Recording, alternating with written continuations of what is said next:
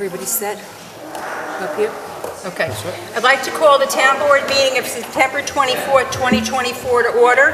Please rise and join us in the Pledge of Allegiance. I pledge allegiance to the flag of the United States of America and to the republic for which it stands, one nation, under God, indivisible, with liberty and justice for all. Please remain standing for a moment of silence to remember those who served our country in the past and for those who continue to protect our country today.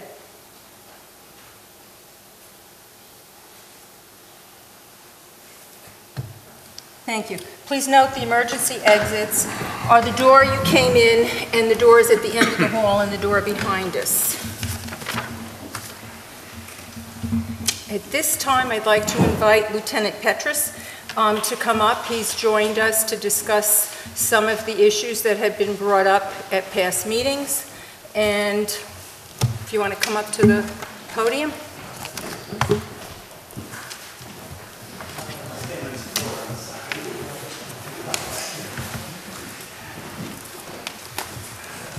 Good evening.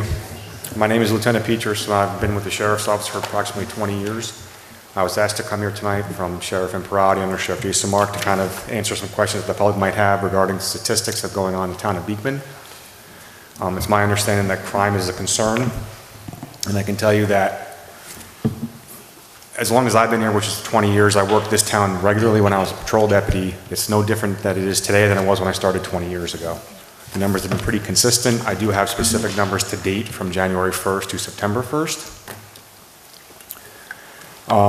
Which, looking at the actual sheet of the numbers, there's nothing out here that's alarming for a town of this size or geographic area. Most of them are actually tend to be more like white collar, which would be fraud or identity theft, domestic violence related issues and order protection violations, 5 burglaries, which I know nobody wants to be burglarized, but that could be commercial or residential, but 5 for a town this size really is not abnormal. There's been 5 instances to date for criminal mischief, 7 order protection violations. We've had 3 overdoses for this town, which I know drugs and drug activity are a plague for the entire county of Dutchess, and our drug task force is working diligently to solve that problem. But 3 is actually not a very high number. Obviously, we want that number to be 0.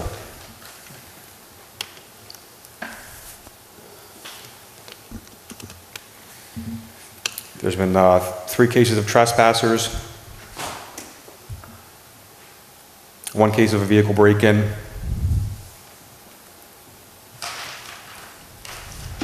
and that's all I'm seeing really of note off of the statistics that were provided to me. So is there any questions that I can answer for you at this time, or do I want to open up to the public? I'm going to open it up to the public. Did anyone have any questions for the lieutenant? January 1st to September 1st. And I actually forgot, this is Sergeant Wyman. Sergeant Wyman is one of the supervisors on the evening shift with me. He's actually been a police officer longer than I have. He's one of my field training officers, and he worked in this area quite frequently. Way back when I started, I field trained in this area. Steve Heddy, who someone like you may know, was my field training officer. And we came out of, there was a little substation at one point here, like a little small room. And over the years, so I've been in the Sheriff's Office for 30 years between the Harlem Valley, Poughkeepsie, all over. In that time, I've seen things be cyclical. This area typically remains the same. Then you might have a host or something come along, like a rash of vehicle thefts, etc. The problem is dealt with, it stops because it's usually 1 or 2 actors. And things are calm, and then things come back. The only different thing that we're dealing with now, not to get political, but with the bail reform issue that exists, when we arrest somebody, typically there is, in most cases, no bail, which means the people that we arrest will come back into the community faster. For instance, if you steal a car, that's not an offense where you would get bail unless certain circumstances exist. So that person may steal a car, we may arrest them. They will get their appearance ticket and get back into the community until there is a justice term. It's just a little slower. So there are some things that you may see that occur more frequently. But in times like this, I live in a small town too. Typically, it's 1 or 2 actors that keep returning to the same thing. So if you have concerns, that's one thing that I see personally, throughout the years that I've been here. I started out here in 95, I think. So, and it was kind of the things that the lieutenant just read are the same things that go on now, same numbers almost. So. Another thing that's really important to note that all deputy sheriffs, employees of the sheriff's office and law enforcement side are required to live in Dutchess County. So police officers with the sheriff's office are residents of Dutchess County, and we have a vested interest in the towns that we protect.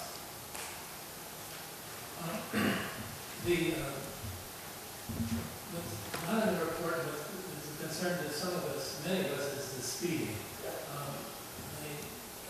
We love the rural town, the rural character of the town, but a lot of people take that to mean they can drive as fast as they want. Like on Gardner Hollow Road, they drive it and they frighten the horses. The horses scamper away because of the loud motorcycles that's hounding them, they're showing off their noise, and they're making something like this going 75 miles an hour.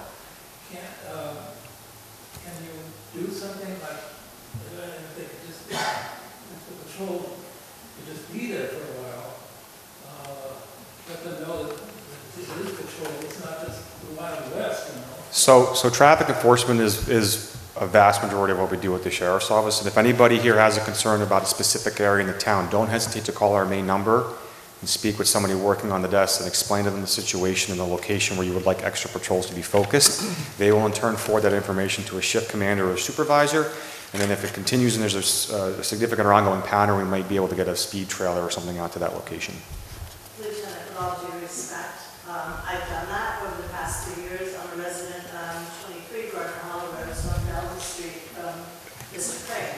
I had my fence and property damage in excess of $1,100 each and every time, and every time that they come to file the report,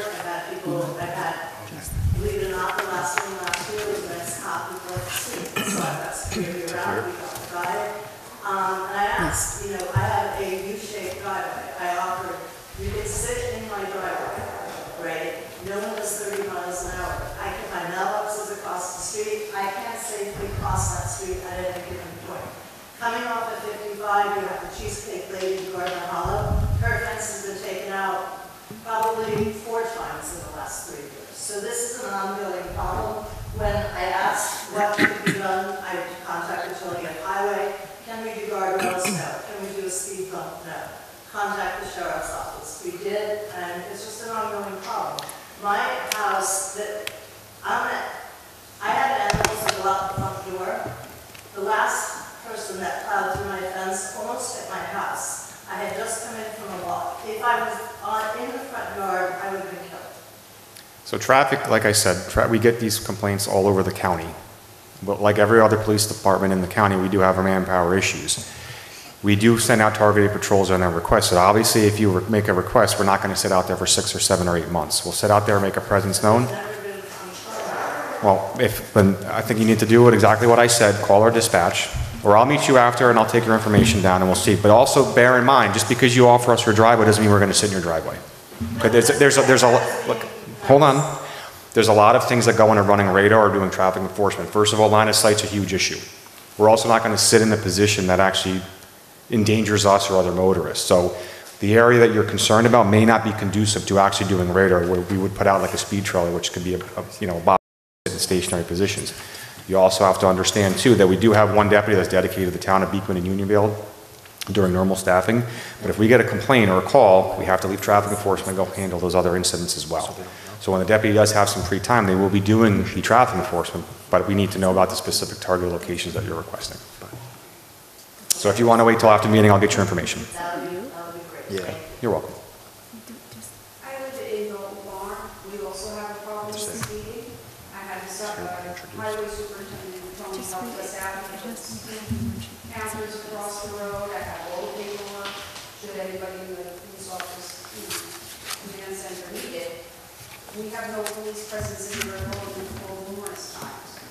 It's gotten to the point where women with carriages are jumping onto the grass because they're coming down Roosevelt, which is a town road, so fast that they're almost hit.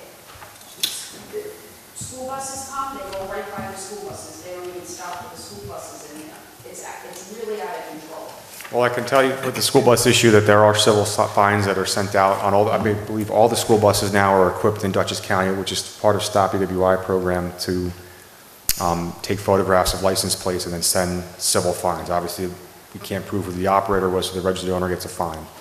But that is one thing that, correct me if I'm wrong, Sergeant, but I believe Stop EWI is involved with that process. Yeah, the school buses are just as bad. They fly down Fortington Road.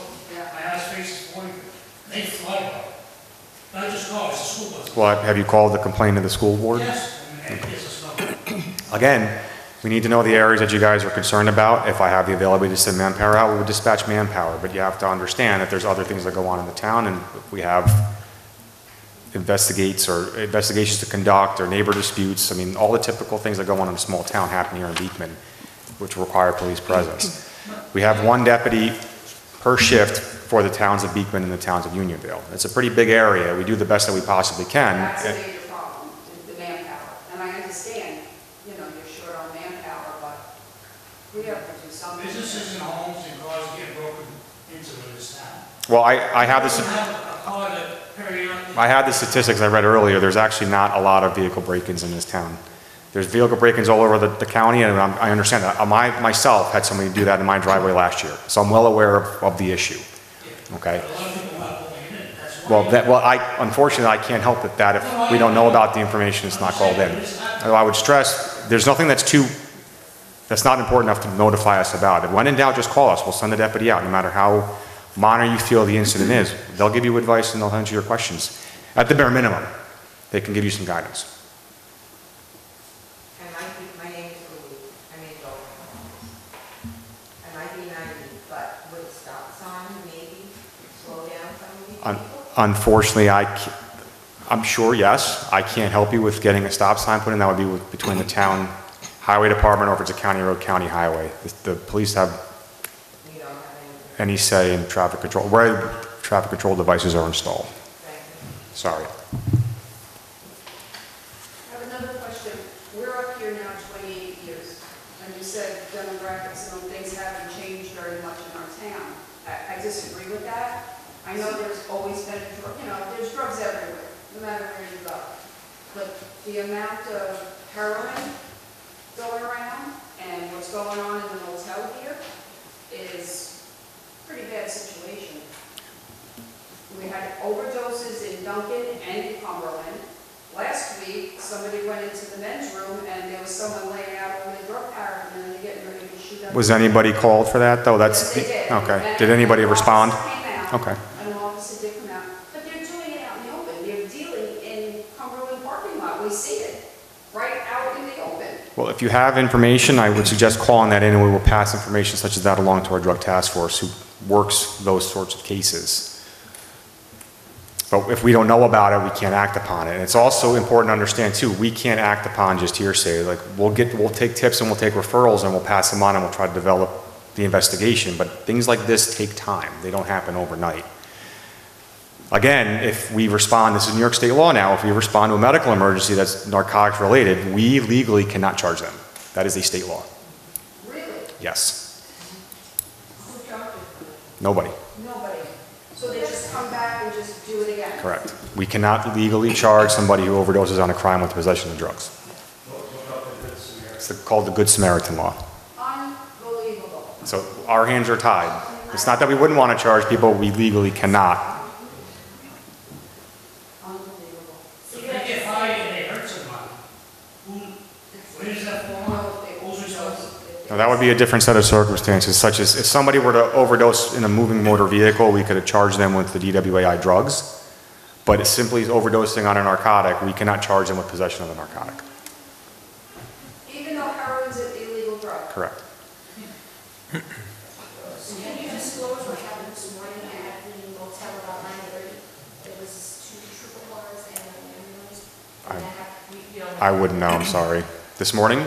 Yes, If it was handled by the state police, I wouldn't be able to answer the question on that. could have been a sheriff's car, actually, but it was definitely, this is the second time. I mean, it could be something as simple, as an EMS assist. This was like, you said 2 weeks ago? There was one 2 weeks ago and about 9:30 this morning. I just passed by It could be any number of things. I mean, we routinely go to places to back up EMS. It could be any neighbor dispute. It could be a 911 abandoned call. Right, if we knew if it's Section 8, then they can't do tenants there, if there's illegal drugs, there's supposed to be laws in place to evict those tenants. Yeah, that would not fall upon us, though. We don't deal with Section 8 or anything like No, that. I understand if there was police documentation, then it would. Right, but again, if we're going for an overdose, if we're going simply for medical, we're going back to medical, right? So we would be assisting EMS, or we would be a first responder to perform life-saving efforts or administer Narcan, something of that nature. But as far as notifying Section 8, that's, Okay. I'm just curious, if, say, let's use, for example, the motel. If somebody in there overdoses, or there's drugs going on in there, most of those people in there are out on parole. So isn't I don't that a know. parole violation? Well, the state's putting them in there when they get out on parole. So wouldn't that be a parole violation and they could be arrested for that? that would be a question for parole. We do not deal with parole violations. That would be subject to parole. Again, there's only so much that we can do with certain set of circumstances. Going back to the drug and narcotic problem, it's everywhere. It's not just in the town of Beekman, it's all throughout Dutchess County. Sergeant Wyman is a former agent with the Dutchess County Drug Task Force. He can speak to something like that. It's everywhere, and we are dealing with the best that we possibly can. But certain circumstances, such as overdoses, we may talk to the person and try to use them as intel. That's as far as we really can go with that. We cannot charge them with the possession, and that's nothing that's not up to us. It's New York State. May I just ask, on your statistics that you have, this just popped into my head, so I apologize, but is that the sheriff alone and the troopers would have another set of Yes, statistics? state police would have a separate set of Okay. statistics. So Yep. that's- okay. And to your point, the demographics, yes, there is a more population here. What I'm saying is that there are normal misdemeanor crimes, property crimes, they have been full. With the fentanyl, when I worked there, fentanyl and heroin wasn't a thing. With fentanyl comes property crimes. So there is a difference in that. There is also a mental health crisis that is occurring that we also are tasked with dealing with a lot as well. So we're tasked with more and we're stretched thin. But we do traffic, and we get to these places when we can, especially if you call us. I know at least on my shift, we make sure people get there. It's also to stress that we can't just act upon hearsay. The people that are drug users, the people that are mentally ill, the people that are homeless, the people that are on parole, the people that are on probation, the criminals, they are all afforded the same constitutional protections that each and every one of you are afforded.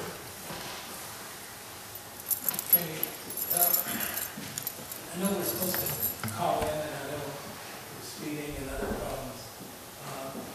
Can you use this kind of meeting as input from the community? You hear that there are speeding issues, for example, that come up, and they come up at board meetings too. People come up and bring up speeding. It's not. I mean, we don't have to have an official meeting for you to notify us of your concerns. But this meeting, you get this, it could be a source of data, you get input from the public, this meeting, that's why you're here, right? Yep, I'm willing to take down. So you're hearing that speeding is a problem. Can you at least, let your officers know, you want to, you can public hearing that there's speeding, and going up, speeding is coming up again and again. Absolutely. Okay, that's in addition to our calling in, okay. It's 100% certain we're going to get asked what went on. Yes. Okay. Yes, yes. 100% certain that one of the main concerns is speed, and I'm sure we'll speak more. Again, no question, you shouldn't be afraid to call our number and ask a simple question. That's why we are there, okay? Even if you're not sure about something, you can call and say, I'm not sure, is this appropriate for you guys to send somebody out for? They may be able to handle it over the phone. We typically send cars to everything. Okay, I mean, like I said, here at the Sheriff's Office, unlike other police departments in the county, we are residents of the communities that we serve. We have a vested interest. Even though I'm not a resident of the town of Beekman, I have a vested interest for Beekman to do well. So does Sergeant Wyman. Are you saying it's even time to see or no? Are you leaving it? Unless there's something you guys need after. Because I was going to get out and say something about a massage parlor that's in town. So I'm not gonna comment on the massage parlor. There's an active investigation going on in that massage parlor. That's all you need to know. Okay? Who authorizes the increase in patrolmen? Where does that start? To increase the number of police officers in our town or in Dutchess County or anywhere around?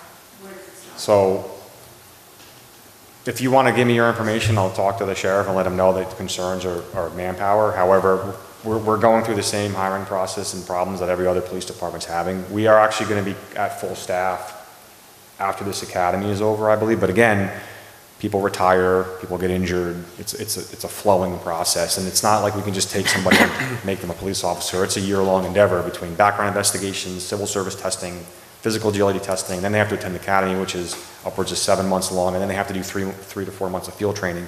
So once we hire somebody, okay, great, you're a deputy.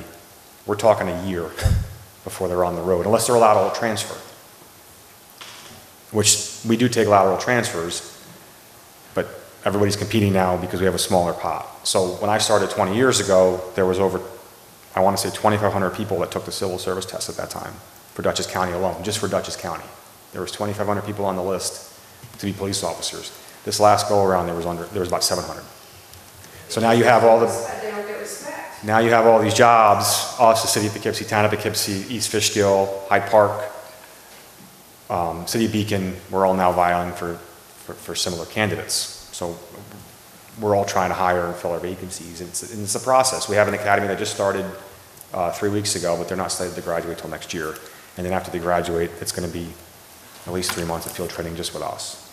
So the manpower issue isn't really an issue related to financial support by... I mean, we're set at a certain number of deputy spots. That's got to get approved through the county to increase the ranks, and it's through budget and all that stuff.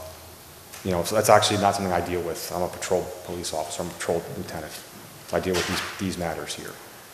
Trust me, I would love to double our manpower like that. It would make my job a lot easier. Well, it sounds like you need to. So I guess my question is how do we get that to happen? I mean, I would start with the county legislature, your county legislature.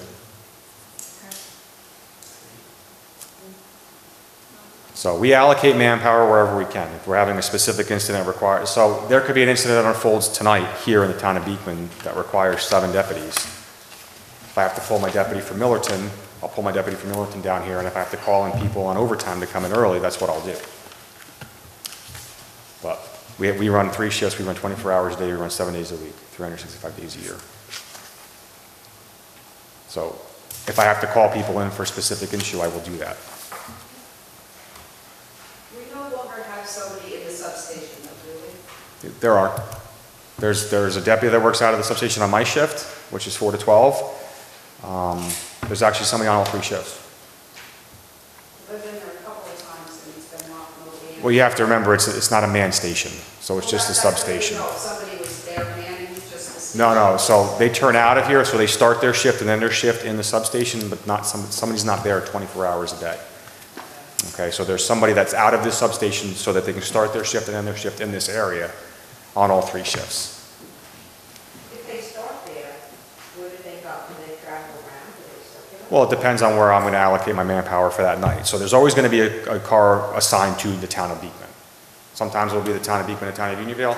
Other times, depending upon what's going on, they may be split between Unionville, Beekman, and Paulding. So it all depends. But there is somebody out of this substation in Beekman through all 3 shifts. For just one Circulate. Well, Do they circulate? on patrol, yes. They don't just sit in one location. They go where the calls are. They'll patrol certain roads. Like if I send out a traffic advisory, you know, go over here, run radar, or go over here, watch the stop sign. So every shift we begin with lineup.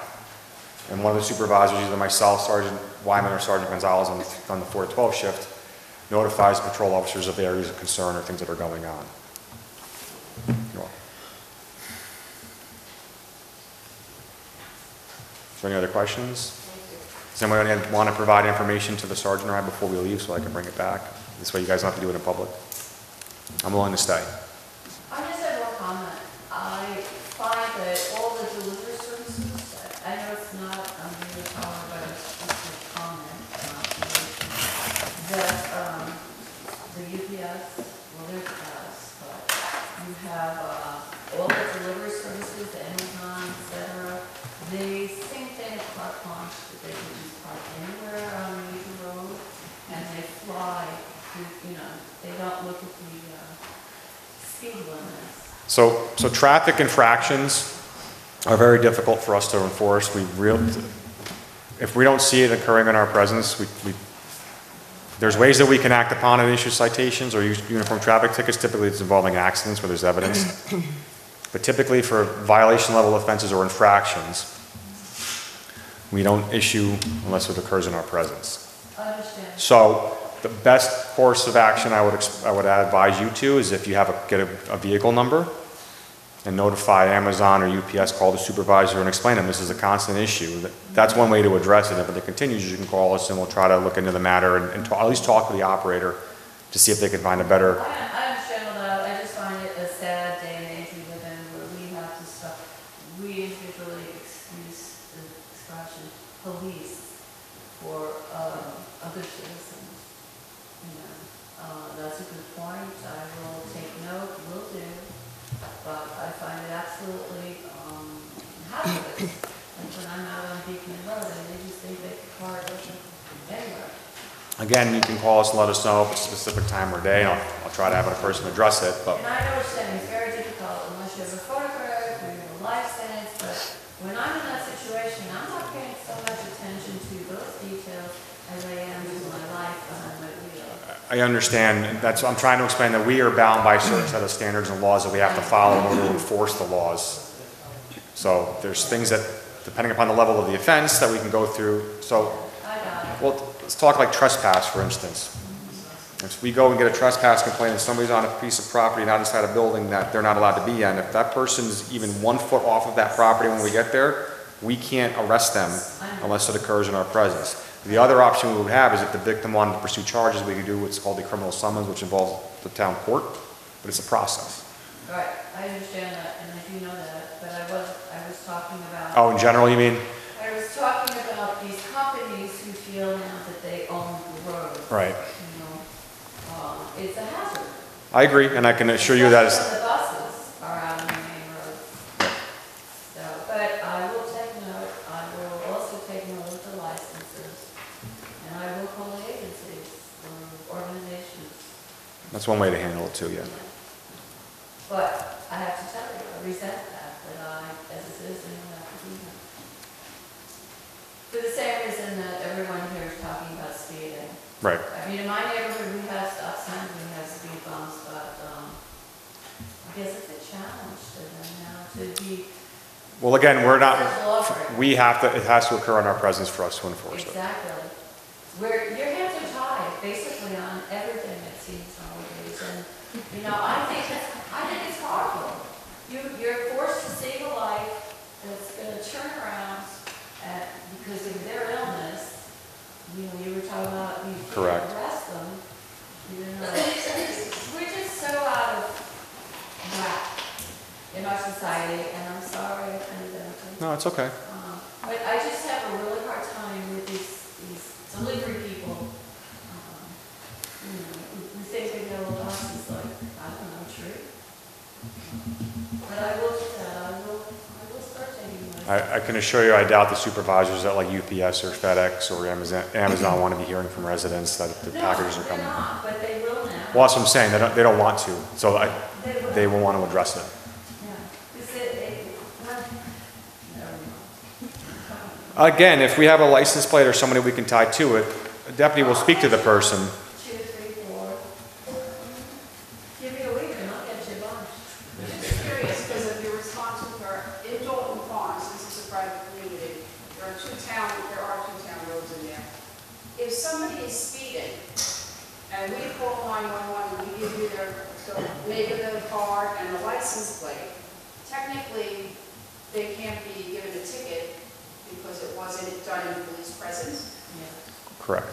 Okay, so, There are certain set of circumstances where we will issue traffic tickets for something that didn't occur in our presence. That would be something we have evidence of, like a car accident.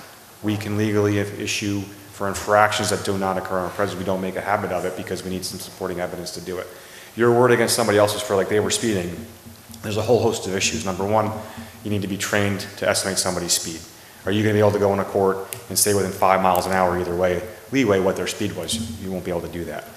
I would have to call you as a witness and you would have to testify to get a conviction.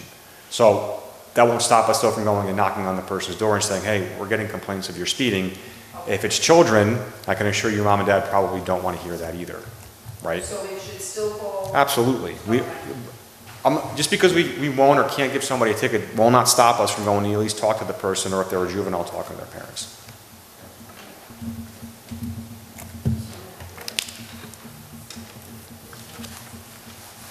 Any other questions? Thank you. Well, I want to thank both you gentlemen for your time and for coming. It was very informative, and we really appreciate it. Thank you. Thank you ever so much. If anybody wants to see it, we'll stay outside. You guys can answer questions for you. I want to say we appreciate you. Thank you. And now I'd like to invite Dan Kohler up. He is from Hudson Land Design. He's our town engineer, and he's going to give a report to the town board about some projects in town. Thanks, Dan, for coming. Sure thing. Yeah. Sit up here for a second.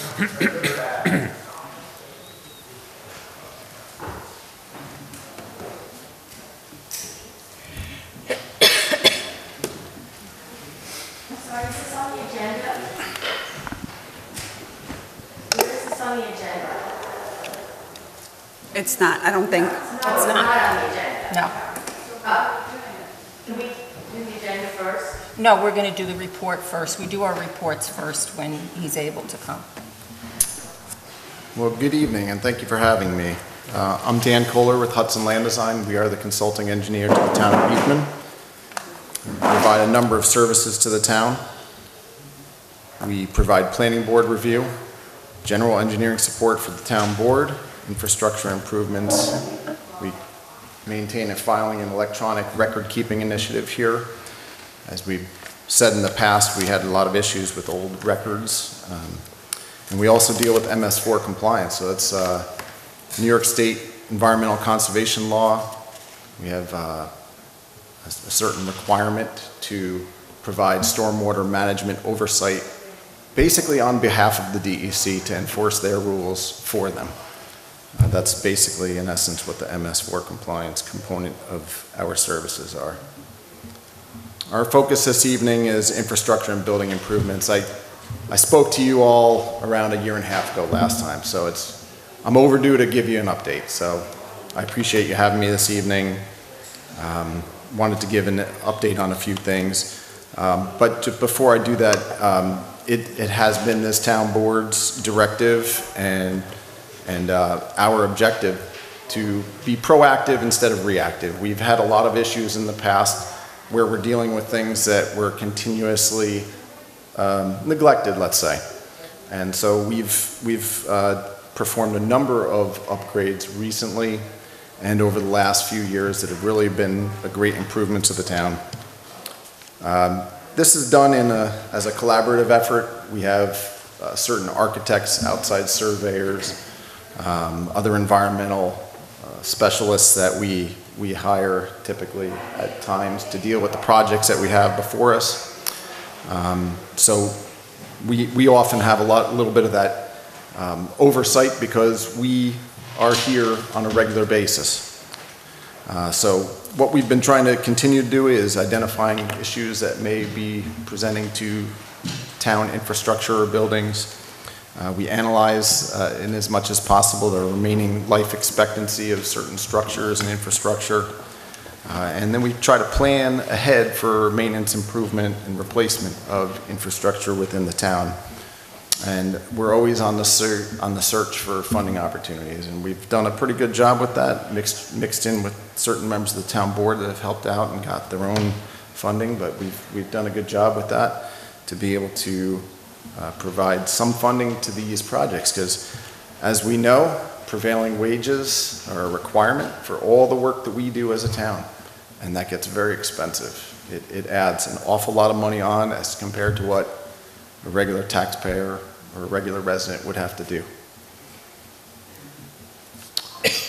So some of our recently completed capital projects since the last year and a half since I spoke to you last was the Beekman Rec Baseball Field 1. So we had fencing, netting, grading, drainage improvements. Those were completed in June of 2023. And that was funded in part by $100,000 that was awarded by Senator Harkin's office. The Gardner Hollow Bridge replacement job was completed earlier this year, February or so of 2024. With that, we had Municipal Innovation Grant money. We had some American Rescue Plan Act money that we used, state and municipal grants that were used in that to help fund that project. It was an expensive project, but thankfully it's finally done. We did some, right here on the campus here, there were some monitoring wells. As you may or may not know, the town has a remediation plan here. There was hazardous waste that was dumped here long ago. And the town is still in the process of having to deal with the repercussions of that. DEC monitoring and all that through monitoring wells that we have throughout the campus here. We are able to, as a result of many years of testing and the numbers going down, thankfully, we were able to request that a number of monitoring wells be closed and capped. It's really important that we do that because as emerging contaminants come out, the DEC will mandate that you start using existing wells as new sampling points, and the sampling is expensive. So every time we have to have them come out and pull water from those and do the lab analysis, it's very expensive. So we were able to close a number of wells that will prevent that from having to happen in the future. Now, we still do have some monitoring wells here, but until the site is officially clean, we're going to have to continue to do that work. The monitoring well closures, we use general town funds to do that closure. Highway buildings, we did roof and exterior improvements to both of the highway buildings. This was a big undertaking. That was completed in July of 2024, and that was also funded by general town funds. Remembrance Park, I hope you've all had a chance to go and enjoy it. Phase 2 improvements were recently completed. That's hardscaping, monuments, lighting, and Americans with Disability Act accessibility, completed very recently, September of 2024. I do have a special thanks to one of our residents. He's a planning board member, Rob Lopane. He volunteered to prepare the master sketch that was used for that work. This was funded in part by DASNY, which is the Dormitory Authority of the State of New York, and Dutchess County Veterans Grants. There is still a little bit of work to do. The ADA accessible parking spaces need to be restriped. There needs to be a loading zone by ADA law next to the actual parking space for the ADA. So that'll have to be done soon, and we're hoping to be able to maybe do what we call maybe a phase 3 and start adding some benches to the Remembrance Park maybe starting next year. There is a capital project that's currently out, and I've suggested an award that this board would be considering tonight. The Dover Ridge Estates water system, there's a hydropneumatic tank that was abandoned. It was taken out of service, I should say, as part of some of our other capital improvement projects at the plant. And as an afterthought, the health department said, you know what, we really don't want that tank to be there anymore. In years, it could collapse and cause a public health and safety issue. So, despite not requesting that in the original permitting documents, it's now a mandate as it's considered a violation for the Dover Ridge Estates water system. So, that's mandate. We are looking to get that fixed up, hopefully completed by December. It's a very small job. Generally, what they're going to have to do is cut the tank open. They're going to foam it. They're going to replace the hatches there, replace the areas that they disturb with seed and soil, and reestablish the grass in the back. and then repoint some of the concrete masonry walls.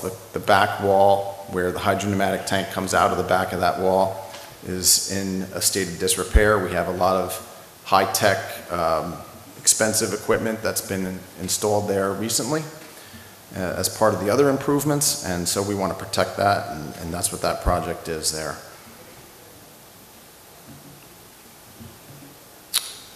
Capital projects ongoing right now. So right now we have the Town Hall Emergency Generator Project that is installed and in operation. We used in-house labor for pad preparation, used an outside electrical contractor for all the connections. Outstanding work includes some landscaping and cleanup. We're looking to really put some nice, robust landscaping around the generator in order to help just kind of soften the view of it.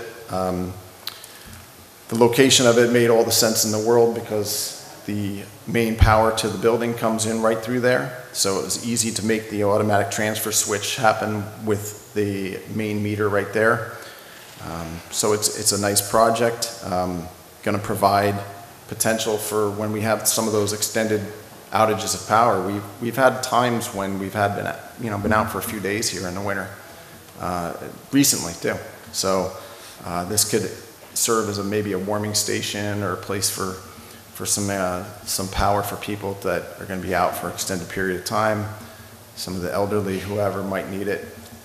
So that's a good project. You're probably behind the times not having emergency power here at a municipal building.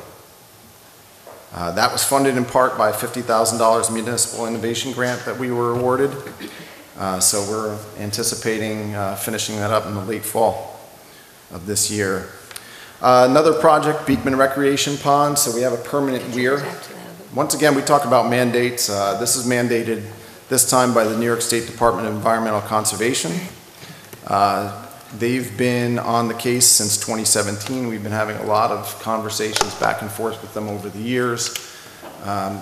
Just a little historic perspective, for decades now we've been installing a weir in the spring. The intent is to fill up the swim pond for the season. Back in the day when we used to have the fishing derby, we would actually install the weir, deconstruct the weir, empty the pond, clean it, reinstall the weir again, and then uninstall the weir come September every year. The DEC said enough, stop messing with their stream. There's environmental impacts that are associated with that. And there's time and costs for our labor to do that as well.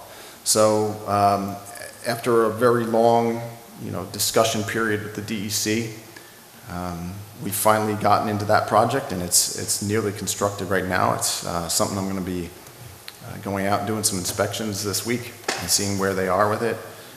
Right now they've pretty much installed a lot of the flat rock. They've installed most of the weir. They've seeded and hayed all the disturbed areas. So it's an exciting project, so that we have this permanent weir where the DEC won't ever be on our case about it again. We have to, every year, I have to request a temporary permit for the weir. So I would have to spend my time, taxpayer dollars, to go out and take pictures of the existing conditions, write up a joint application form, create an environmental assessment form, send it to the DEC, get the temporary permit, fight with them on why we haven't done the permanent weir yet. So this is going to end all that. And there were a lot of things that went into the design of that. Of course, the Federal Emergency Management Agency has a flood insurance study on that section of the Fishkill Creek. They have established base flood elevations. Those base flood elevations have always taken into account the fact that there's a weir here.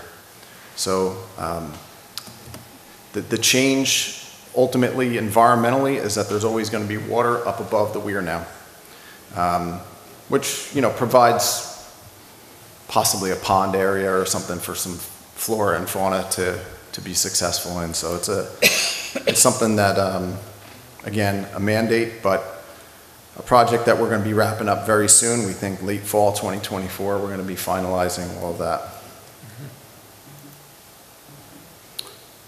So looking ahead, we're in the process of a water and sewer study based on town center growth. This has always been the town board vision as part of the comprehensive plan. We were awarded $40,000 in municipal innovation grant. That was with the Dutchess County Water and Wastewater Authority as a co-applicant. We've taken the process as far as we can at this point. We're handing it over to the Water Wastewater Authority to put out requests for quotes for the studies. This will help us with our concepts of what may or may be needed, may or may not be needed. You know, particularly in this corridor that we have as a town center, we have some soils that aren't very suitable for septic systems. We've seen some development falter as a result of that.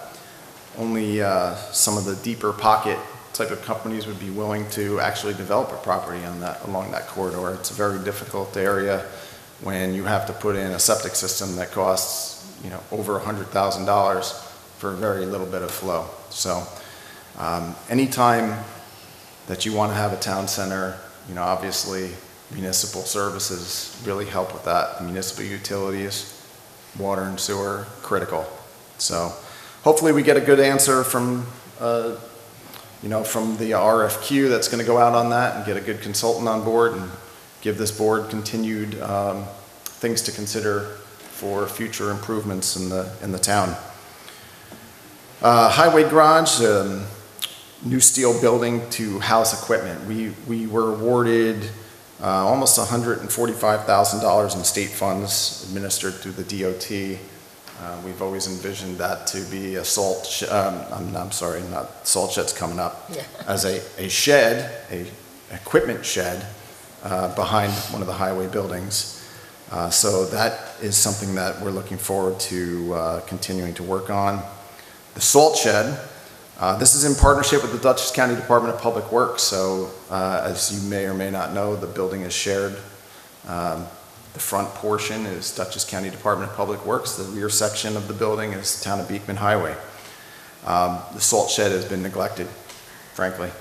It's in a state where there's a lot of repairs that were needed, and the county has taken it to a level of providing quotes and understandings of cost estimates and those things, and so we're going to be looking forward to getting that fixed. So right now, as I understand it, the Department of Public Works is going to be paying for half of those improvements, and we would be paying for the other half. I think we're still in that position where we can use American Rescue Plan Act money, so that would be a very good use of ARPA money for that project.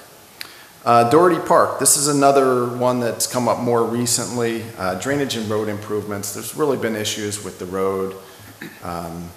It's not very wide, it's a little bit difficult to traverse, and the drainage seems to knock it out of operation at times. So we have to get a better handle on that and do some drainage and road improvements there. So that's something that is on the horizon. We've suggested that the town get a new boundary and topographic survey that we're going to use as a base map for some design of some improvements there that are really going to make that a much better situation. And then other buildings and infrastructure improvements, you know, we're always just going to keep our eyes on things, monitor infrastructure buildings, identify needs, try to, as I mentioned before, come up with a plan of maintenance, long-term plans, looking ahead, making sure that we have as much of a chance of beating a problem before it becomes a really expensive problem. And so that's my presentation for you this evening. I appreciate you having me. Thank you, Dan. I appreciate that. Thank you. Thank you. Thanks. Okay, let's see, moving on. Tonight, the town board is going to address some of the issues and questions revolving around the local law to abolish the elected position of highway superintendent. And we're going to start, Mercer. Good evening. In June 2024, the town board scheduled a public hearing on the local law to abolish the elected position of highway superintendent and make it an appointed highway superintendent position. Moving forward, the Highway Department and the Maintenance Department would be consolidated into a Department of Public Works. Since that time, there have been a series of posts made on social media sites concerning the purported detrimental effects that the local law will have on town employees in the Highway Department. These social media posts contain incomplete and inaccurate information. Some of these inaccuracies were stated by town residents and others during the public hearing in July. Now, understandably, change can be a cause for concern. If it's not broke, there's no need to fix it, was the sentiment expressed during the public hearing. The town board has assessed that it is broke, and it does need to be addressed. Town taxpayers are unaware of the many issues that have arisen over several administrations. This is not a personality conflict between the highway superintendent and the current town board. The two prior administrations had similar issues that the current town board is experiencing. Complaints were filed between highway employees and the highway superintendent, and between highway superintendent and other town employees. Grievances were placed between the unions for issues relating to snow plowing and specific jobs relating to each union. The ongoing legal fees were billed to the town as a result of these interactions, which ultimately the taxpayers pay. The town board is providing the residents with accurate facts and information concerning the local law so that they may make the decision on how they wish to see the future for both the highway and the maintenance departments to be organized. This is not a decision that the town board is making. The town board has recognized that the present organizational setup of the highway department is not efficient or effective. The town board feels that many of these issues that are concerning are a direct correlation to the fact that the town of Beekman does not have a highway superintendent that is managing the department on a day-to-day basis. For a number of years, the highway superintendent has not been working on a daily basis, supervising and managing the department. The total compensation for the position is $103,597.92, which includes medical and New York State retirement. This compensation is paid regardless of how many hours are worked or not worked in a given week because it is an elected position. An appointed salary position would require the superintendent to be at the department on a daily basis, supervising and managing the department. The issue of equipment not having the required New York State inspections puts the town in liability for both the health and safety of residents and employees and potential legal and financial ramifications. The position of highway superintendent is not being abolished. I repeat, the position of highway superintendent is not being abolished. This local law changes nothing except requiring an appointed highway superintendent to be in attendance on a daily basis managing the department. What the law is asking residents to decide is if they want to continue the status quo with the elected position being paid, including the medical insurance and retirement contributions being made to the New York State retirement system, with no obligation to oversee the department on a daily basis. It is difficult, if not impossible, to adequately manage a town highway department if one is not on site on a daily basis. The local law will simply convert an elected position to an appointed one. The position of highway superintendent will remain whether it is elected or appointed. The town board has stated repeatedly that it has no intention to remove or replace the current highway superintendent or any of the current highway or maintenance department employees. There will be no reduction of employees in either department. The supervisory day-to-day operations will still be done by the highway superintendent, not by the town board. The local law will not change, modify, or have any effect on collective bargaining agreements with our unions. Hopefully these facts clear up any misinformation that's being shared on social media sites. The local law will not reduce, decrease, or impair the quality or level of services performed with respect to paving, plowing, and other routine maintenances of the town roads. It will not reduce, decrease, or impair the quality or level of service performed with respect to the work and maintenance on our buildings, parks, and recreation facilities that are being done by the maintenance department. Rather, this consolidation will benefit both town departments and residents. Finally, the local law is subject to a mandatory referendum, meaning that approximately all 9,000 town registered voters will have the opportunity to make that decision this November. The town board is simply asking the approximately 9,000 registered voters in the town of Beekman to decide if they want to continue with the highway superintendent position being elected or to change to an appointed position. The town board sincerely believes that we would all benefit if we had a Beekman highway superintendent managing the DPW on a daily basis on site. The next portion addresses many questions that were asked. Will there be any staff reductions as a result of the local law? There will be no staff reductions or replacements in either the maintenance department or highway department as a result of the local law. Will there be a highway superintendent overseeing the DPW? There will be an appointed highway superintendent overseeing and managing the new Department of Public Works. What will be the town board's role in the Department of Public Works? The town board is not taking over the day-to-day managing of the new Department of Public Works. The appointed highway superintendent will work directly with the board for short and long-term planning and budgeting for allocation of resources. What will be the operational structure of the Department of Public Works? The Department of Public Works will be divided into two divisions, the Highway and the Building and Grounds Division. What New York State laws permit abolishing the elected position of highway superintendent and moving to an appointed position? Both town law and municipal home rule law allow towns the option of appointing rather than electing a highway superintendent. Towns have the authority to abolish elected offices of highway superintendent pursuant to New York State Municipal Home Rule Law, Section 10, 22, and 23. Importantly, these sections allow for the local law to supersede any provision of the town law of the state of New York to the contrary, including but not limited to Town Law, Section 20, which governs town officers.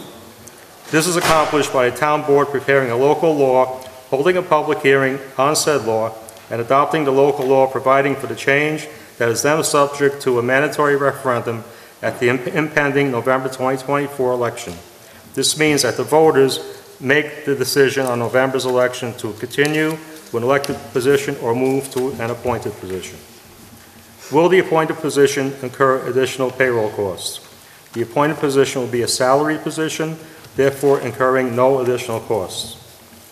What has influenced the town board on opting to bring this to the residents' attention and asking the residents to vote on the referendum in November? The town board felt it was in the taxpayers' best interest to request them to consider this change due to a number of factors. Please see Appendix A. Why is the town board making a power grab in bringing this referendum to vote in November 2024? Excuse me. The town board is not seeking any additional powers. Rather, we simply asking the residents to decide if they want to continue with an elected highway superintendent or move to an appointed highway superintendent. The town board feels that the elected position has presented many difficulties due to the fact that the current highway superintendent is not on site on a daily basis managing the department. The town board is not looking to micromanage the highway department. It is simply looking for the highway superintendent to, on a daily basis, be on site managing the highway department.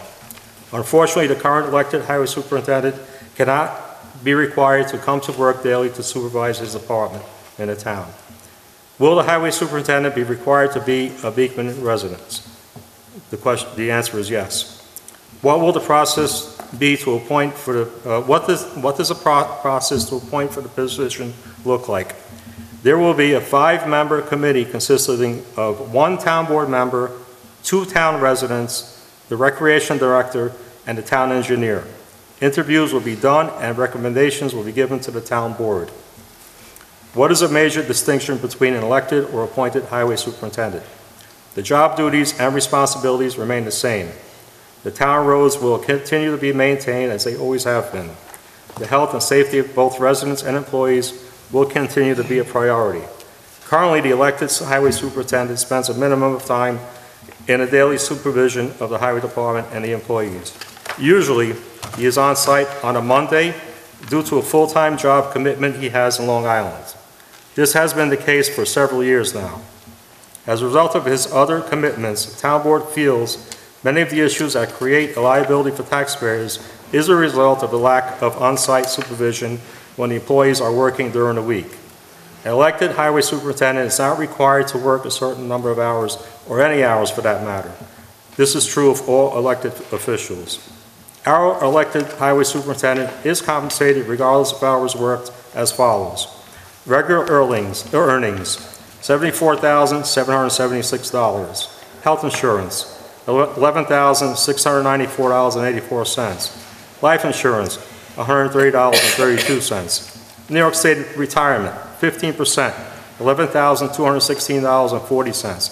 Social Security insurance, $5,720.36. Disability insurance, $30. Workman's comp insurance, $30, for a total cost to taxpayers of $103,597.92.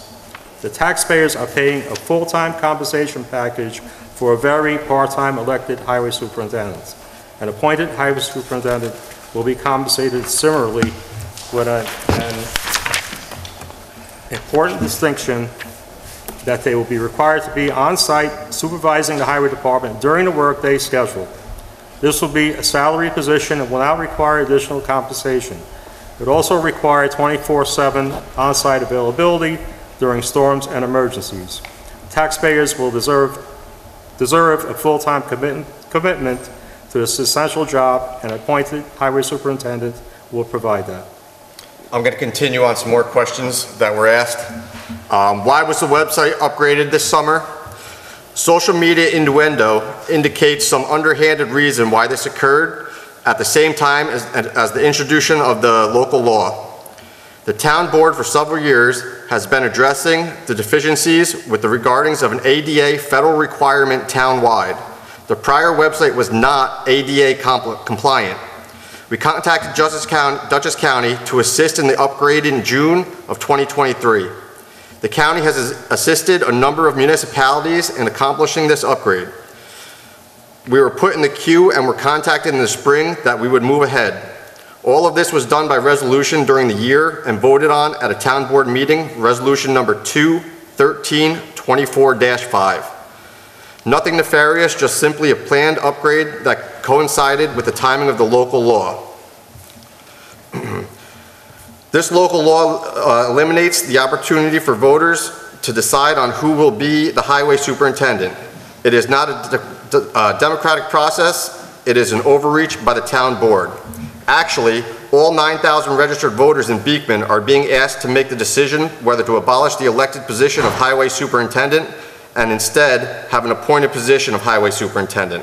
A committee, which will include voters and residents, will collaborate on the appointment, and the town board will vote to make the appointment of the committee's chosen candidate. The town board is not making the decision. The 9,000 registered voters are making the decision. The goal is to give the information to the voters and let them decide if they want the position to continue being elected. We are presenting the difficulties, liabilities, and rationale for the local law.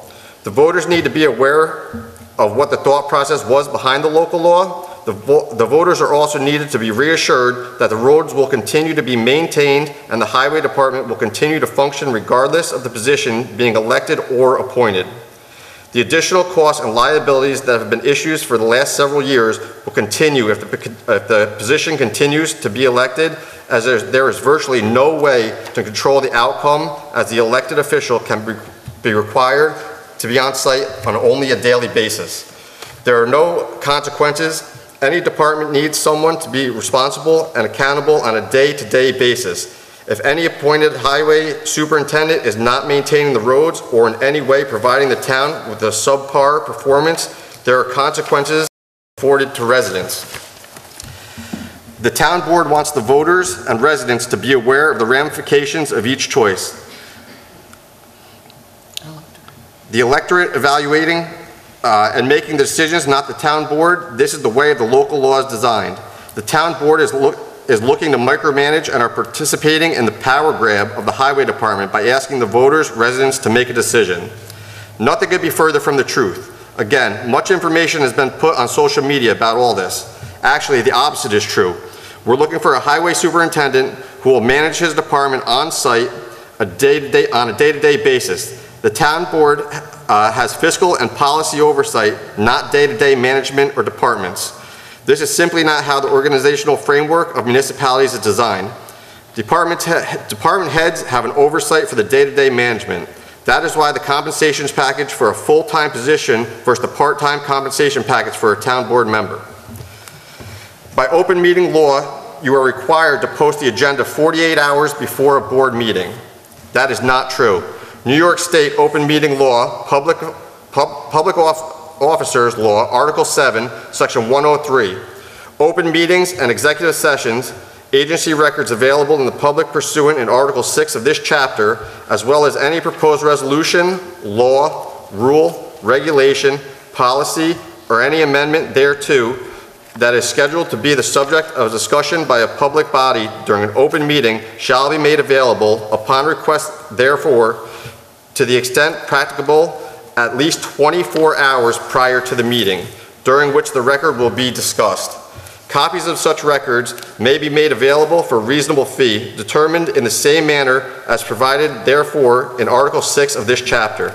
If the agency in which a public body function maintains a regularly and routinely updated website and utilizes a high-speed internet connection, such records shall be posted on the website to the extent practicable at least 24 hours prior to the meeting.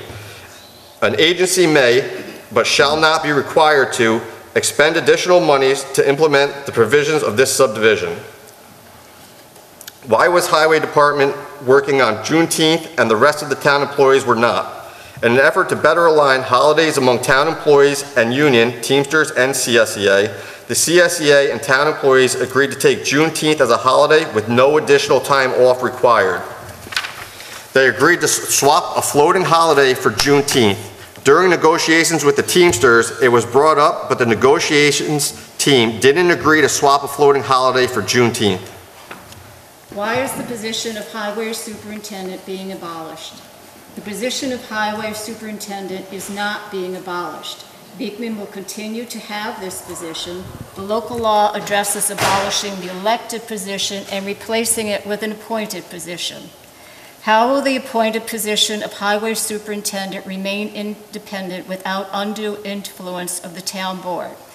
Just as all appointments and town employees who head a department have been independent in how they operate or practice on a board, ZBA, Planning, CAC, Board of Assessment Review, and Ethics Board, the appointed highway superintendent will also have the ability to operate his department independently and under New York State highway law.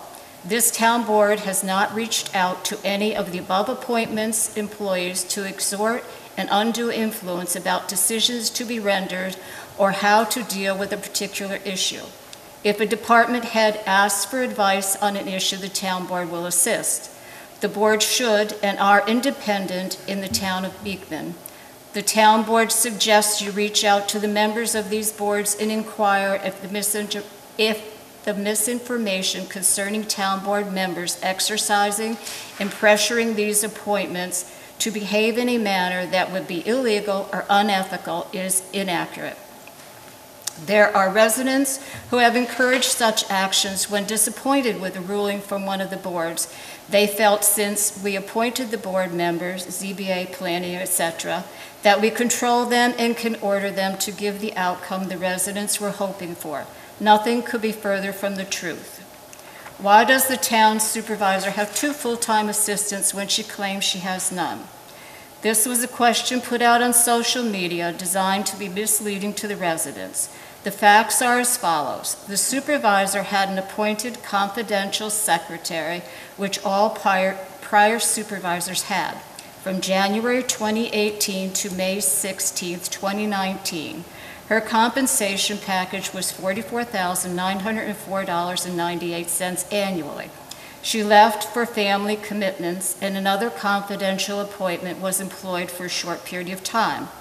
At that point, the supervisor and Councilman Moorman decided, since they were in the office on a daily basis, full-time, 35 hours plus weekly, that they would attempt to take on the responsibilities of the secretary, resulting in an annual savings to the town of $44,904.98. For 5.5 years, that totaled to a savings of $246,977.39. Councilwoman Moorman receives a stipend of $2,600 for her role as deputy supervisor, as well as $14 for town board member, a total of $10,114 annually. Supervisor Cavucci's total annual salary is $20,436. Both positions have been handled in the past by part-time elected officials. In June of 2024, the position of senior clerk was created for a person to assist 1 day in the assessor's office, 2 days in the finance department, and 1 day in the supervisor's office.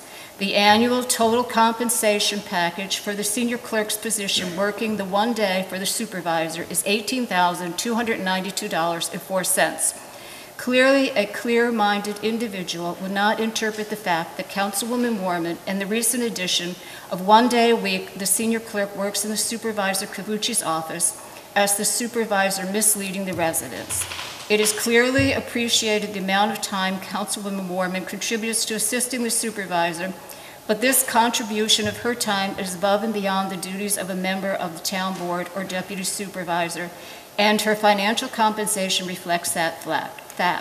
Factually, the supervisor does not have multiple full-time employees. Benefits. The DPW will buy and share equipment. Mowing, summer labor, seasonal, to mow March 15th through November 15th. Tree work done in parks on slow days. Road upgrade in Dougherty Park, road improvements in other town parks. Additional MS4 work required creates opportunities for moving forward to better structure for efficiencies in both departments to benefit residents. Eliminates many of the past concerning issues that were liabilities for the taxpayers. Utilizing the SWOT analysis moving forward for more opportunities to provide the residents information using .gov delivery, the town's website, Facebook, and newsletter. These tools will provide more opportunities for transparency and outreach to the community in providing information with regard to ongoing developments in the town of Beekman. Hopefully, this eliminates the false narratives put out on social media by individuals with personal agendas. These same individuals feel free to mislead residents with innuendo and falsehoods while demanding transparency. Fortunately, there have also been fair-minded people who have commented on social media to correct some misinformation put out. The result is usually the comments are removed and the person blocked. So much for transparency. So the information presented tonight will be available in the town clerk's office, the supervisor's office, as well as on the town website, the official town Facebook page, as of tomorrow by the end of the day. Going forward, additional information will continue to be updated on our town website and official Facebook page until November 5th. And right now, I'm going to run through the agenda. We have, the first two are minutes. The third is a correction for our November town board meeting. An error was put out. November 19th was incorrectly stated as a Thursday. It's a Tuesday, so we'll be correcting that. And then number 4 is a public hearing, and what we are looking to do is a local law establishing a temporary law use of a moratorium for prohibiting lithium battery storage facilities within the town of Beekman. The town intends to study the safety and security of these energy storage systems, including thermal runoff, off-gassing, toxicity, stranded energy, ways to prevent fires, prevent byproduction, contamination, and ensure emergency responders have the necessary training and information to prepare and deploy resources in the event of a fire. In addition, the town is also concerned about the locating of the BESS, the storage facilities in proximity to residential properties and in other areas where fires in such facilities could result in substantial harm to residents and damage to properties in the town of Beekman. The town also is concerned about other adverse environmental impacts BESS may have with respect to locating one of these facilities on or in proximity to environmentally sensitive properties and with respect to the adjacent properties. In short, the town is concerned about the potential effects of these storage that they may have on the health, safety, welfare, character, and quality of life for the residents and citizens of Beekman. We're requiring some time to adequately study the potential impacts from this and adopt ordinances in addressing these concerns to be determined appropriately. Dutchess County Planning Federation is hosting a training November 14th on battery energy storage systems 6 to 8 at Dutchess County Farm Center in Millbrook, and the registration will open in a few weeks for board members. And this is an important issue, and we want to get a little more information on it before it becomes an issue in our town. Number 5 is a resolution to approve the survey for Doherty Park property. That was one of the projects that Dan discussed tonight, and the road in is definitely a problem, and we're looking to improve the health and safety for residents using the park, as well as having a clear understanding of the boundaries prior to us doing any improvements. Number 6, again, another project that Dan came in to discuss, the abandonment of the tank at Dover Ridge Water System. And number 7 is we're creating a capital project for the improvements at Doherty Park.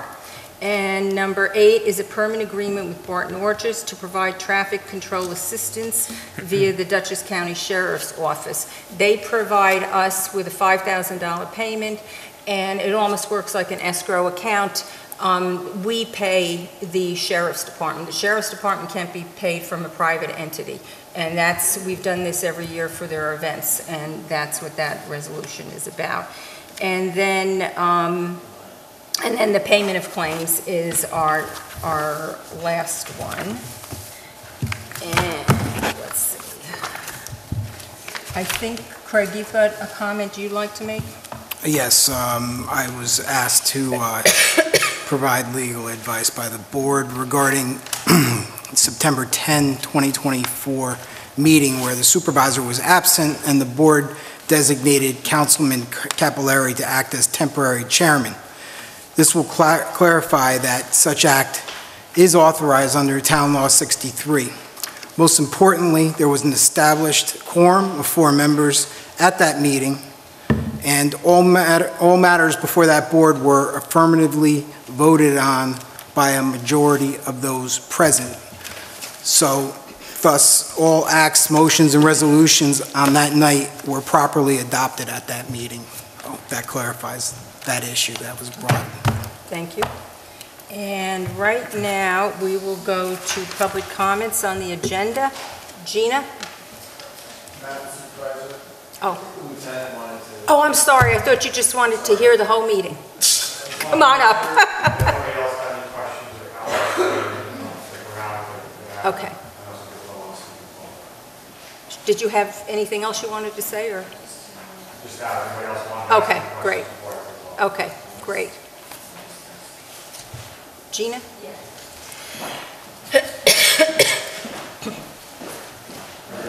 Thank you very much. Thank you. Thank you. So my name is Gina Moore, Town of Beekman. I'm very loud, sorry.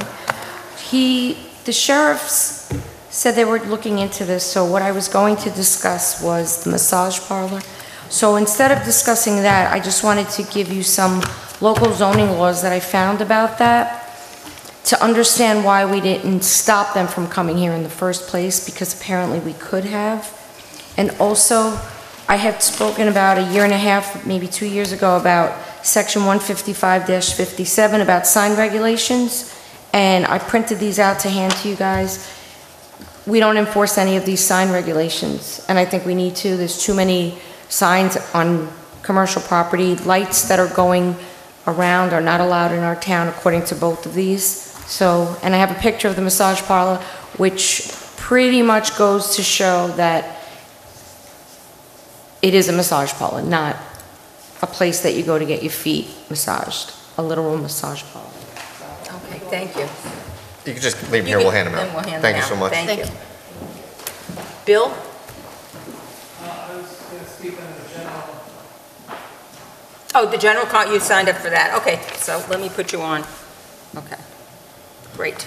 Okay, then let's get going. Mercy? Whereas Town Clerk Lorraine Avitantuano has provided copies of the minutes of the August 20th, 2024 regular Town Board meeting to all members of the Beekman Town Board.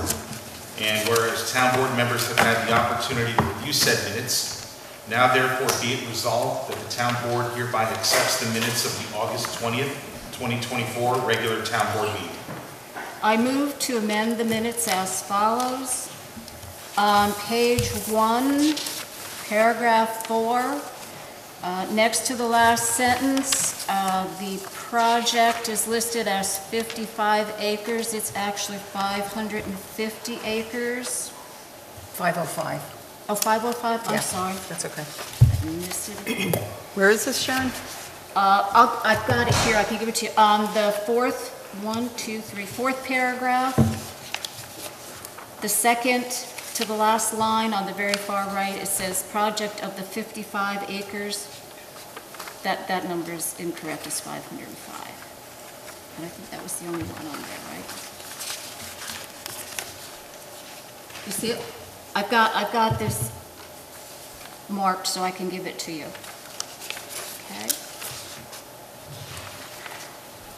Do I do this now? Yeah, you have a motion. You have a motion to amend. Make a motion to amend. I move to amend the minutes as follows. Is that a motion? It's got, oh, yeah. Okay. Let me just- And you read the last sentence? Yep. Okay. What was the last set? What did I miss?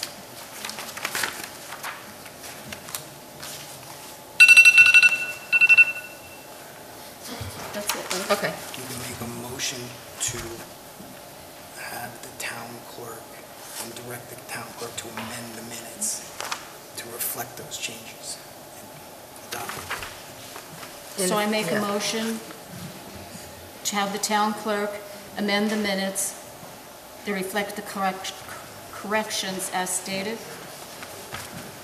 I need a I second. second. Okay. Roll call vote, please. Hold on 1 second. Councilman Capillari? I abstained since I was not at the August 20th, 2024 meeting. Councilman Badalini? Aye. Councilman Limak? Aye. Councilwoman Warman? Aye. Supervisor Cavucci? Aye. Resolution passes.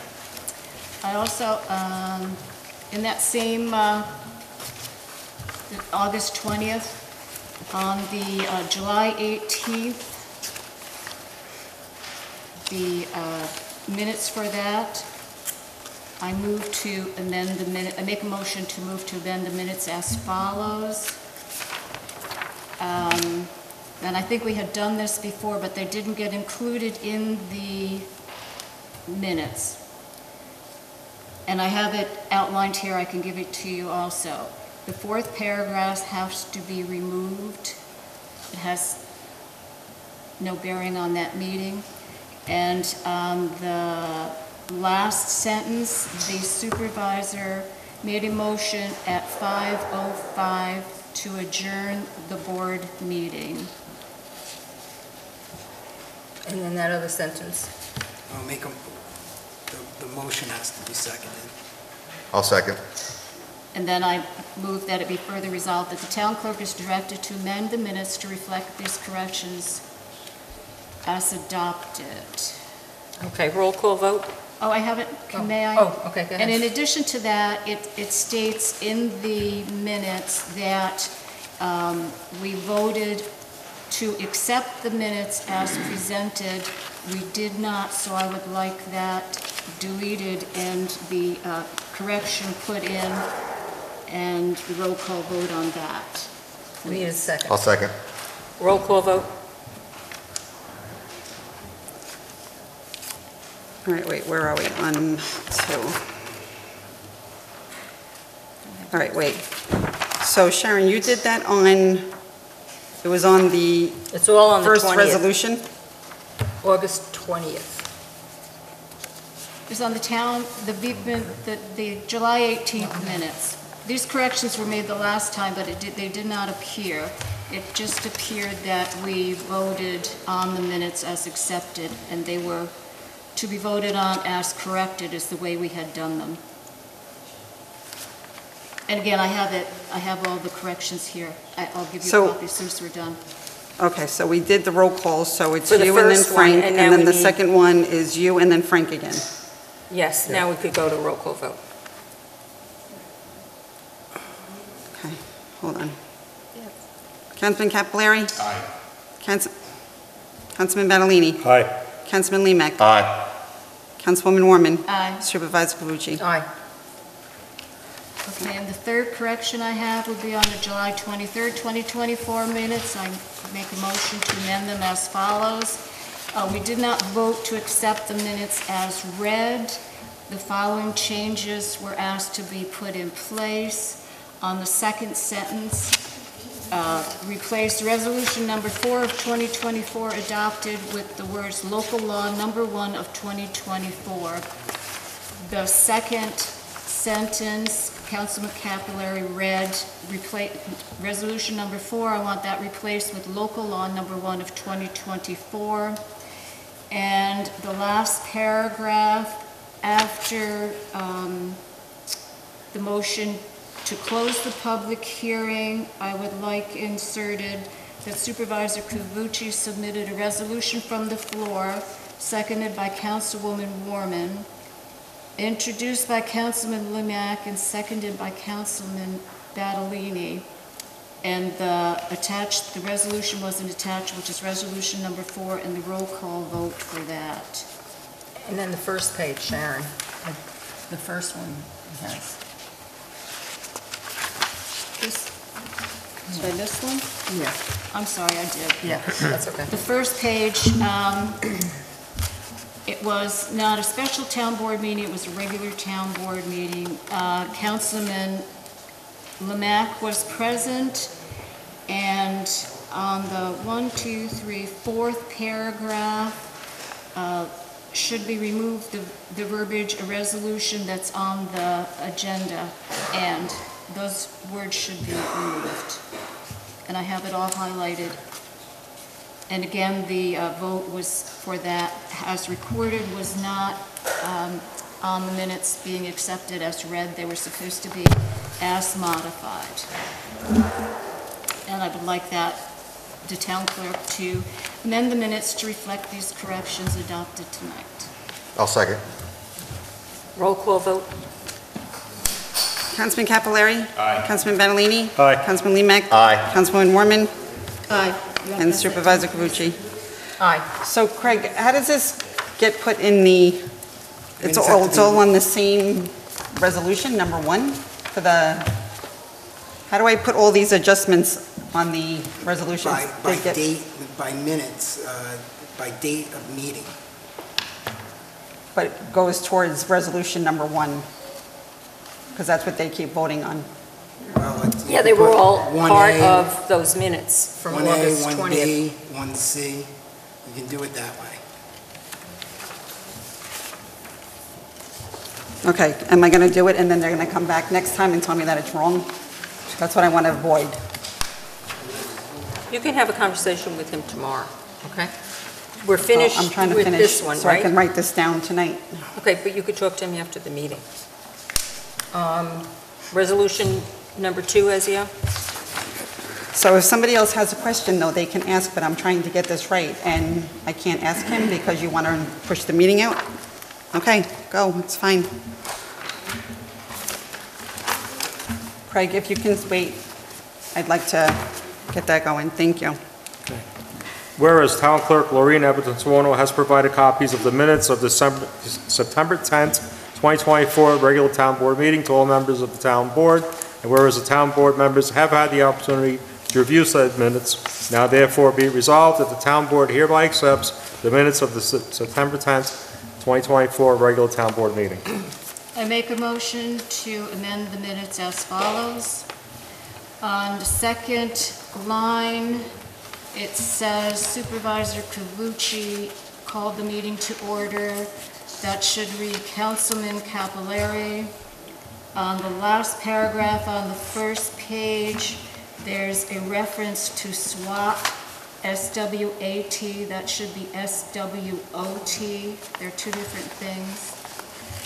On the next page, Councilman Capillari made a motion to adjourn at 6:03. That should be 6:33. And also, I think there should be mention made that the town clerk accepted letters from the public to be included in the minutes. And What is that from, though? Because I don't remember which. You had the folder of paperwork that was handed to you, and you asked what we should do with it, and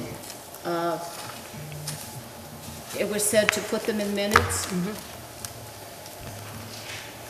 I think it was, they should be included in the minutes. It was letters from the public. So even though they weren't addressed, I was told that they would be addressed at another meeting, so how does that work? But they were accepted. They were But accepted. how would they accept it, though? They were accepted from me from email, so they still get included in that? Well, you brought them to the meeting, and we said that they could be put into the minutes. They were discussed at the meeting, so they have to be included in the They weren't minutes. discussed at the meeting. Well, the fact that there were emails. Right. That was what was the discussion. Do you want to read that last sentence, Sharon? The last sentence, I the just town said clerk. the town clerk accepted letters from the public to be included in the minutes, that they should be included in the minutes. And then the one on the front page? Here. Oh, and I No, further you resolve that the town clerk is directed to amend the minutes to reflect these corrections adopted tonight. I second. Roll call vote, please. Councilman Capillari? Aye. Councilman Battaglia? Aye. Councilman Limak? Aye. Councilwoman Warman? Aye. Supervisor Cavucci? Aye. Resolution passes. Okay. Whereas the resolution number 9/10/24/8, the town board meeting dates for the months of September 2024 through November 2024 was outlined, and whereas the November 19, 2024 was incorrectly stated as being a Thursday, now therefore be it resolved that the following schedule be observed through the end of November. Tuesday, September 24th, 2024, regular town board meeting, 6 p.m. Monday, September 30th, 2024, special town board meeting, 5 p.m. Tuesday, October 8th, 2024, regular town board meeting, 6 p.m. Tuesday, October 12th, 2024, regular town board meeting, 6 p.m. Wednesday, November 6th, regular town board meeting. You said October 12th, it's the 22nd. Oh, sorry, thank you. Tuesday, October 22nd, 2024, regular town board meeting, 6 p.m. Wednesday, November 6th, 2024, regular town board meeting, 6 p.m. Tuesday, November 19th, 2024, regular town board meeting, 6 p.m. Be it further resolved, all meetings will take place at the Beekman Town Hall, 4 Main Street at 6 p.m., the exception being September 30th, 2024, special town board meeting to be held at 5 p.m. I'll second. Town board discussion? Hearing none, roll call vote, please. Councilman Capillari? Aye. Councilman Battaglia? Aye. Councilman Limak? Aye. Councilwoman Warman? Aye. Supervisor Cavucci? Aye. Resolution passes. Resolution introducing local law number 2. Date of considering adopting October 8th, 2024.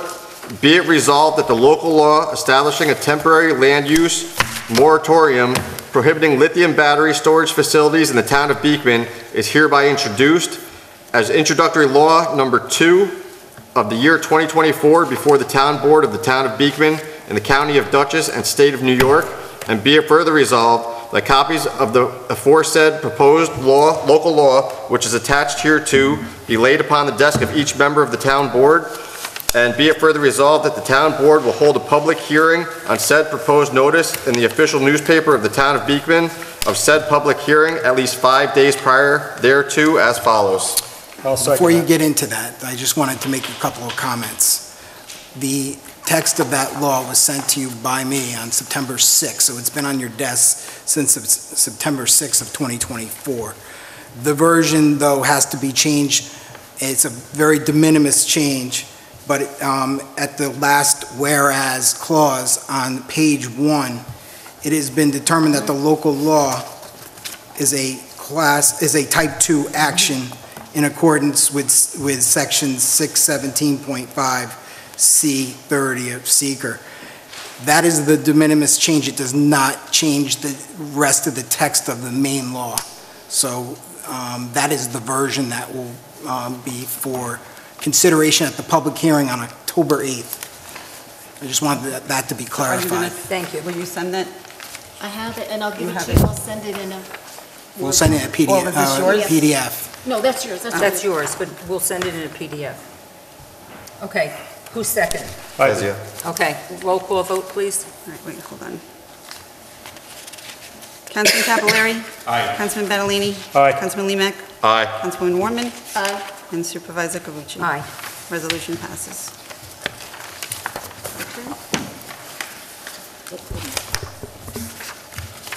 Sorry.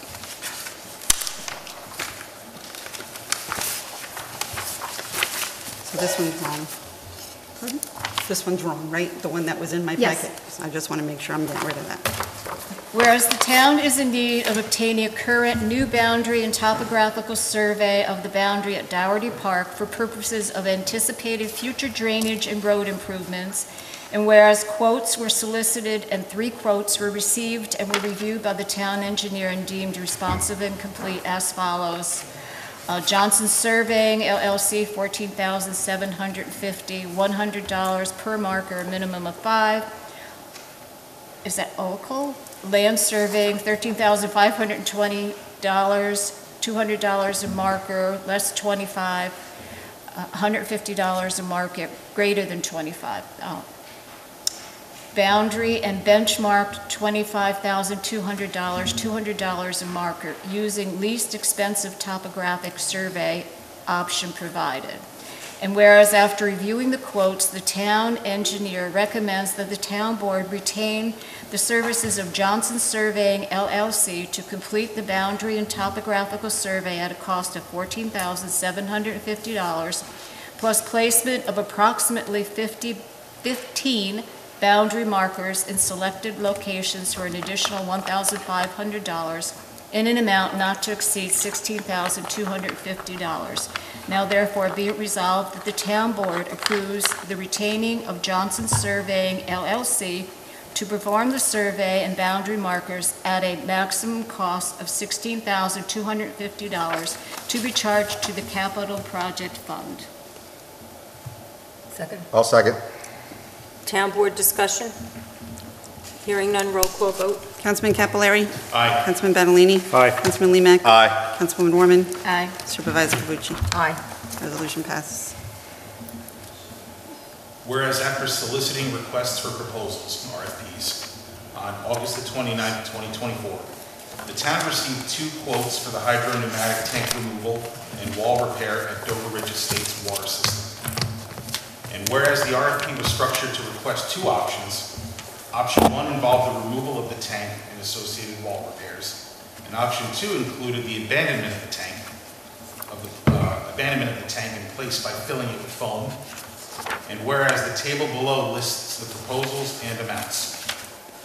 The proposal from WCC Tank Technology, option 1, $123,100. Amount option 2, $27,200.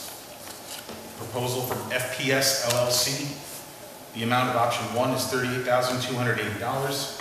And the amount of option 2 is $26,750. Proposal for Metzger Construction for the amount of option 1, none was received. The amount for option 2, none received. And whereas Hudson Land Design reviewed the proposals, and although the low bidder for option number 2 was FPS LLC with a bid of $26,750, the requisite forms were not completed and submitted. Now therefore be it resolved that the town board, under the advice of town engineer, hereby retains the services of WCC Tank Technology, Inc. to complete the hydropneumatic tank abandonment. Option 2, only as required by the Dutchess County Department of Behavioral and Community Health, the DCD-BCH, with a cost not to exceed $27,200. I'll second. Town board discussion?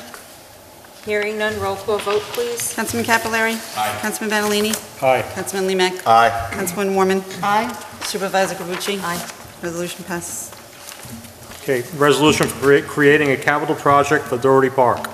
Whereas the Town of Beekman Town Board is desirous to make improvements to Doherty Park, and whereas the town is incurring preliminary costs for such improvements, engineering and surveying, now therefore be resolved that the Town Board of the Town of Beekman hereby approves the creation of Doherty Park Improvements Capital Project with an initial appropriation of $100,000 from the general fund assigned fund balance.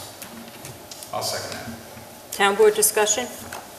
Hearing none, roll call vote, please. Councilman Capillari? Aye. Councilman Benalini? Aye. Councilman Limek? Aye. Councilwoman Warman? Aye. Supervisor Cavucci? Aye.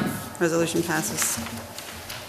Resolution number 8, permit agreement with Barton Orchards. Be it resolved that the Town Board of the Town of Beekman, upon presentation of a permit fee pursuant to Chapter 110 of the Town Code in the amount of $5,000, does hereby authorize the supervisor to execute a general permit agreement allowing Barton Orchards, doing business as Barton Entertainment Company, LLC, to hold events, and does hereby authorize the Town Board, subject to its standard policies, procedures, and charges, to provide traffic control assistance via the Dutchess County Sheriff's Office, subject further to Barton Orchards receiving all required building and other permits and owners' consents, agreeing to indemnify and defend and hold the town and its officials harmless, and providing to the town acceptable proof of workers' compensation insurance and general liability insurance, naming the Town of Beekman as an additional insured.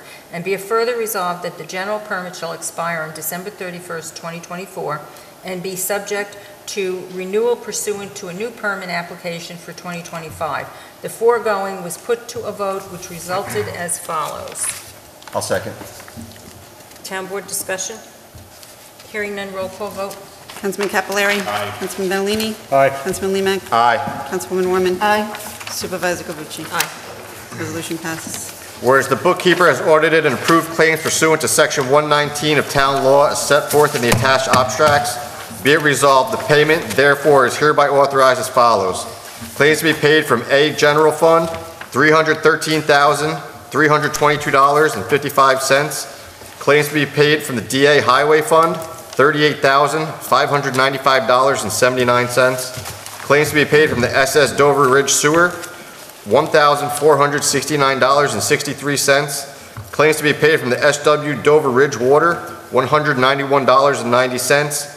Claims to be paid from the T-Trust Fund, $732, giving a total of $354,311.87. For the 9/12/2024 payroll, number 19, the general fund is $41,778.19.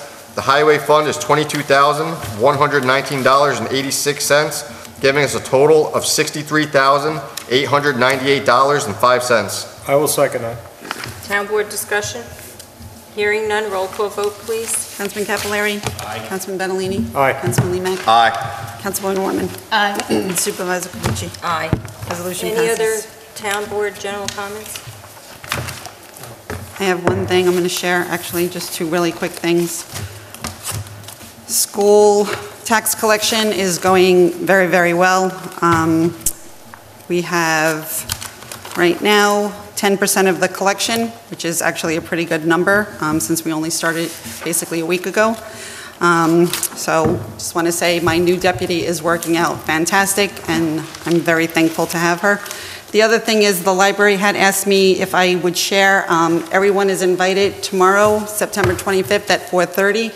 They are having a ribbon cutting ceremony. So if you'd like to, please join them at the library. Okay. Anybody else?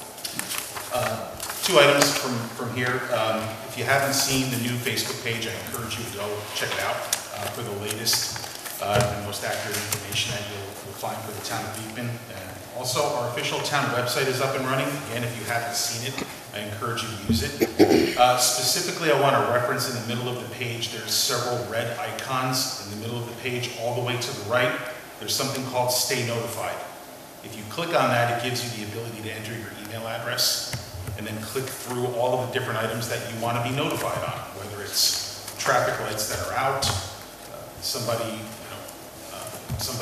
pet has been lost, something that it gives you any of the information that you want to stay notified in as real time as possible with the latest and greatest information on there as well. It also gives you the ability, if you continue to click through, to receive information on some of the neighboring towns as well. So it's a wonderful feature, very easy to navigate through, but it's all driven by entering your email address into that Stay Notified icon on the town website's main page. The other item is the MS4 committee is meeting on October the 9th. We're doing a presentation to the town supervisors and mayors. All board members are encouraged to attend. All highway department members are encouraged to attend. This is a great opportunity to get a lot of information on a subject and topic that's changing very regularly and is being driven by the Department of Environmental Conservation. That's all for me. Oh, thank you. Okay. And our public comments, John Frisacci?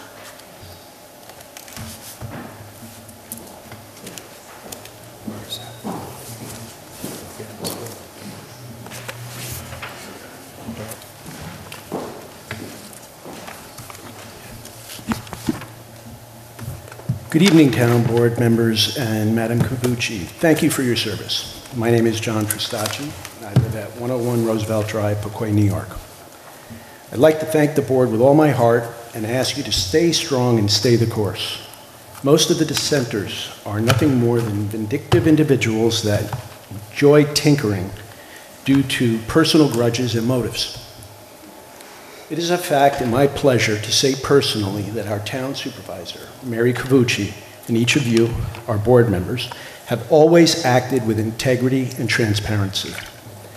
I know that you intend for each resident of Beekman to enjoy their homes and community through the efficient spending of our tax revenue while protecting us through the proper implementation of process and law. I know firsthand that your heartfelt intentions are focused exclusively on the welfare, safety, and health of your constituents. The others, unfortunately, not so much. Your critics clearly have a personal axe to grind, even though those that you, Mrs. Cavucci, by your selfless actions and concern, may have saved from possible injury and death, as well as those around her due to her poor choices. No good deed goes unpunished. The residents should be extremely careful who they listen to. Unfortunately, other elected officials are trying to muddy the waters with their self-interest as well. Administrators of the so-called Beekman Positive Facebook page have had the audacity to censor posts, have fake friends post propaganda using copyrighted images and fake names. They have even appeared to violate our Constitution's First Amendment through implications. I find this appalling, especially given the function of the clerk's office. Excuse me. Thank you for not. Excuse me. Thank you. We're not. Thank John, you for. No, Craig, are you going to allow him to sit there and bring me into this? Because that's wrong. Because if this was happening and it was happening to any one of them, that would be a different story. You're not going to sit here and. It's a public comment. Good.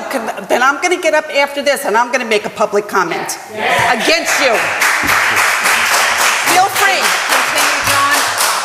These comments, by the way, are my personal comments. They do not reflect It sure doesn't sound like a personal comment. my public official position. Really? You're gonna sit here? Excuse me, he's speaking. I don't really care if he's speaking. I know you don't, but he is speaking. And I will be speaking after him. You have some nerve after how you conduct yourself at meetings. John, I appreciate it. I'm gonna, you know what, it's not gonna disintegrate. Because you know what, he has a lot of nerve getting up there talking about someone as a chair of a board. Excuse me, I who make tells a motion person to adjourn the meeting. Adjourn the meeting. I second. Go ahead. All in favor? Aye.